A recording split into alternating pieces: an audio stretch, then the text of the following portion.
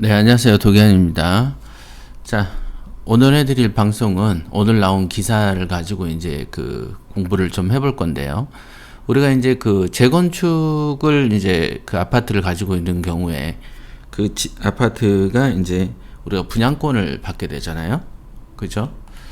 그럼 분양권을 받게 됐을 때 그 분양권을 넘길 수 있느냐, 요거에 관해서 이제 최근에 이제 판례가 하나 있습니다. 그래서 분양권이라는 건 원래는 이제 넘길 수가 있죠. 그러나 이제 투기라든가 뭐 이런 거를 이유로 이제 자꾸 아파트 분양권을 그 전매하는 것을 막죠. 그래서 이제 가능하면 실소유자들에게 이제 그런 권리를 주고, 옛날 같으면은 이제 분양권이라고 하는 그 딱지를 이제 사고 팔면서 돈을 좀 많이 버는 시기가 많았습니다. 실제로는 이 분양권은 자유롭게 좀 양도하는 게 사실은 맞죠. 부동산을 판매하는 거나 분양권 판매하는 거나 별반 차이 없이 똑같이 세법상은 부동산이기 때문에 그런 거를 뭐라고 해야 되나, 그거를 규제하는 것은 조금 문제가 있습니다만은, 시장에서 이제 부동산 가격이 계속 상승하기 때문에 그걸 이유로 삼아서 이제 분양권을 갖다가 넘기는 거를 제재하고 있는 것이 사실입니다. 그러면 이제 그 제재에 대한 여러 가지 방법들이 있는데, 여기에 이제 타이틀에 재건축 조합원 지위 양도라는 이제 얘기들이 있어요. 근데 꼼수라고 해서 이게 뭔가 해서 저도 기사를 읽어봤어요.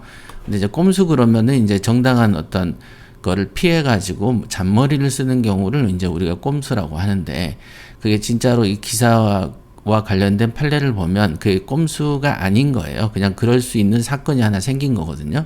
한번 보도록 하겠습니다. 이거는 대법 판결에서 이제 정리가 된 거고요. 대법원에서 25년도에 났던 판결을 가지고 지금 이제 최근에 이제 기사로 쓴 것 같습니다. 그래서 우선은 이제 요거에 근거가 됐던 이제 판례가 있는데, 판례가 어떤 게 있냐면, 판례입니다. 판례가 원고가 있어요. 원고는 이제 낙찰자였어요. 그 다음에 이제 피고는 이제 조합이었죠. 그러죠. 원고는 낙찰자, 피고는 조합인데, 주로 이제 어떤 게 있었냐면은, 이거를 꺼버려야 되는데, 자, 그러면서 어떻게 됐냐면, 몰래 아파트가 있어요. 근데 이 아파트는 남편 명의였던 겁니다. 근데 이제 남편 명의다가 이제 이혼을 하게 된 거예요. 이혼을 하게 되면서 이제 재산 분할을 한 거죠. 재산 분할. 이렇게 여기서 다시 쓰도록 하겠습니다. 그래서 재산 분할을 하는데, 재산 분할을 하면서 하나는 50%는 남편, 50%는 부인, 이렇게 된 거예요. 그래서 이러고 있는 상태에 있다가 남편의 지분이 경매가 당했고, 그래서 이제 지분이 전체를 낙찰받은 낙찰자가 있었다는 거죠. 그래서 이 낙찰자는 당연히 아파트 분양권을 요구했겠죠. 분양권을 요구했습니다. 그런데 이제 조합에서는 이 분양권이 그 분양권의 승계라고 해야 될까요? 조합원의 지위를 양도하는 조건으로 법에 뭐가 돼 있냐면은 10년 보유, 5년 거주, 뭐 이런 조건이 있어요. 그러니까 이 조건일 때만 관리처분 인가 이후에, 조합 설립 이후에도 이 지위 양도가 허용되는 거예요. 원래는 관리처분을 받거나 하게 되면은 지위권 양도가 잘 안 됩니다. 안 되게 되어 있는데, 지금 이 예외적으로 10년을 보유하고 5년을 거주하는 이 케이스에서는 이 아파트를 분양 안 받고 분양권을 넘길 수가 있는 거거든요. 근데 여기서 이제 문제가 된 거는 낙찰자가 낙찰받고 나서 분양권을 요구했는데, 실제로 이 남편은 10년 보유 5년 거주가 맞아요. 그런데 50%를 이제 지분을 가지고 있었던 이혼한 부인은 이날부터, 이혼해서 등기가 새겨진 날부터 보유한 게 되잖아요. 10년 보유. 그러니까 조합에서는 어떻게 했냐면, 자, 요거 지우고, 그래서 이제 조합에서는 뭐라고 했냐면은 50% 남편 거는 그 분양권 양도, 분양권의 지위 인정, 그러니까 아파트를 받을 수 있다 이거죠. 아파트 받을 수 있는데 나머지 부인 명의의 50% 있죠. 부인 명의 50%는 현금 청산하겠다고 한 거예요. 현금 청산을 하겠다 이렇게 된 거예요. 그러니까 이제 낙찰자 입장에서는 낙찰자는 반발을 한 거죠. 왜냐하면 자기는 이제 아파트를 통으로 샀는데 50%는 양도를 허용하지만 양도라는 건 분양권 지위를 양도한다는 건 신규 아파트를 받을 수 있다는 거죠. 그러나 50%는 현금 청산이 돼버리기 때문에 여기에서 이제 소송이 이루어졌던 건데 대법원에서는 아까 이제 말씀한 것처럼 50%를 갖고 있는 부인 명의 이거는 아직 10년이 되지 않았기 때문에 이 경우에는 이제 분양권의 지위를 인정하지 않아서 현금 청산해 버리겠다 이렇게 얘기를 했던 겁니다. 그래서 이제 어찌됐든 이거가 될 줄 알고 낙찰받았던 낙찰자는 손해를 좀 보는 거죠. 손해를 봅니다. 그럼 어떤 손해를 봤냐? 그럼 이 낙찰자는 50%는 현금으로 받고 청산 대상이 되고 나머지 50%에 대해서만이 그 다음에 이제 분양 신청을 할 수가 있다는 거죠.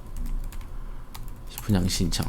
이렇게 할 수 있다는 거가 되는 겁니다. 그래서 이 분양 신청을 할 수는 있는데, 그죠? 아파트가 전체 중에 반은 현금 청산이니까 제가 못 받을 것이고, 50%에 대해서 분양 신청을 했지만은 이걸로는 굉장히 작은 평수 정도의 분양권밖에 받지 못할 것이라는 거죠.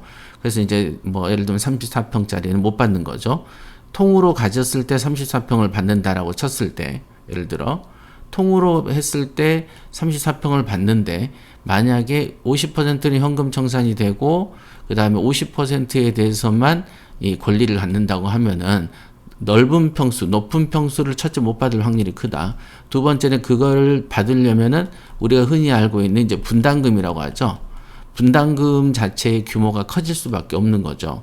그러니까 실제로 이거를 낙찰받았던 낙찰자 입장에서는 뭔가 더 큰 꿈, 더 큰 어떤 수익을 보고 낙찰을 받았겠지만 여기서 벽에서 부딪혀 버린 사건이다라는 겁니다. 그래서 이제 사실은 이제 요거는 대법원까지 가서 싸웠지만은 이거를 싸우기 전에 어떤 거를 근거로 하냐면 이 조합의 정관에 다 적혀 있다는 거죠. 조합의 규칙에. 그러니까 시세 조사할 때 미리 내가 이걸 낙찰받았을 때 분양권 승계가 확실한가를 조사했어야 된다. 이거가 바로 조사 포인트죠. 그래서 조사 포인트를 명확하게 하지 않으면 지금 기분학상으로는 아파트 하나 얻었다라고 생각했지만은 실제로는 이런 장기간의 소송이죠. 3년 이상의 소송 끝에 큰 어떤 손해라면 손해죠. 왜냐면 50%가 현금 청산됐을 때 이 집이 우리가 낙찰가가 20억이라고 치면은 50%는 10억인데, 그죠? 50%는 10억인데 이 10억을 받을 수 있겠냐고요. 50%에 대해서 현금 청산할 때 분명히 감정평가를 하기 때문에 아마 한 7, 8억 정도밖에 못 받을 수 있을 것이다. 그러면 낙찰을 아파트니까 통상 90 몇 %에 받았다고 봤을 때 오히려 손해다. 이거는 지금 손해본 케이스가 돼버린 겁니다. 그래서 뭐 아파트 낙찰도 뭐도 좋은데 이렇게 지분 있는 것을 낙찰받아서 분양권 승계를 노릴 때는 미리 이렇게 정관이나 이런 데 조합에 먼저 물어보는 것이 확실한 선택이다 라고 볼 수 있겠습니다. 이거 중요한 거예요. 제가 이제 요약을 한 거예요. 판례를. 자, 판례를 요약했고 이제 한번 읽어보도록 하겠습니다. 여기에 보면은 여기 있죠. 1가구 1주택자가 10년 이상 보유하거나 5년 이상 거주하는 경우만 지위 양도가 가능하다라고 되어 있습니다. 언제? 자, 투기 과열지구내 재건축 사업은 조합 설립인가 이후, 그 다음에 재개발 사업은 관리 처분인가 이후에는 양도가 금지되어 있는데 실제적으로 여러분들이 낙찰을 받았을 때는 다 이 이후일 확률이 높죠. 그죠? 조합이 설립된 이유나 관리 처분인 계획이 인가가 있기 전에도 낙찰을 받을 수 있지만은 통상적으로 이렇게 조합 설립 인가 이후, 그다음 관리 처분인 계획 인가 이후에 낙찰을 받는 사람들이 있단 말이죠. 자, 그랬을 때 내가 정당하게 그 조합원의 지위인 분양권을 받을 수 있겠는가에 대한 전제 조건은 뭐다면 그 전 소유자가 10년 이상 보유하고 5년 이상 거주한 경우를 채웠을 때만 지위 양도가 가능하다는 거예요. 그래서 이런 부분들은 이제 경매로 이제 아파트를, 특히 재건축 재개발 아파트를 낙찰받으려는 입장에서는 알고 있어야 됩니다. 그래서 내가 낙찰받을 물건이 10년 이상을 보유하고 5년 이상 거주한 이 요건에 충족이 되느냐, 그래서 내가 분양권을 받을 수 있느냐를 물어봐야 되는 거죠. 시세조사의 굉장히 중요한 포인트라고 볼 수가 있습니다.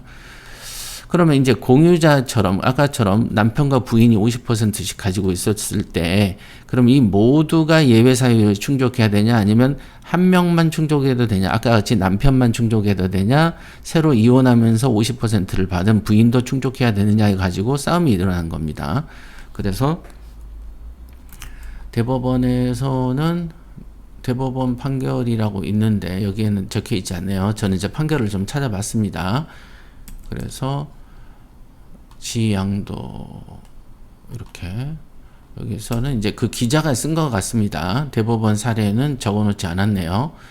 자, 그렇습니다. 그래서 좀 전에 제가 사례를 들어드렸듯이 대법원 판례, 금방 남편과 부인의 이혼 사례, 그리고 이걸 낙찰받았을 때 오히려 낙찰자가 손해를 봤다, 이렇게 보실 수 있어요. 그러니까 경매라는 거가 손해도 볼 수 있는 거예요. 손해도 볼 수 있는 거죠. 자, 대법 판결로 양도 기준을 정리했다라고 되어 있습니다. 자, 공부를 많이 해보십시오. 자, 여기까지 하겠습니다.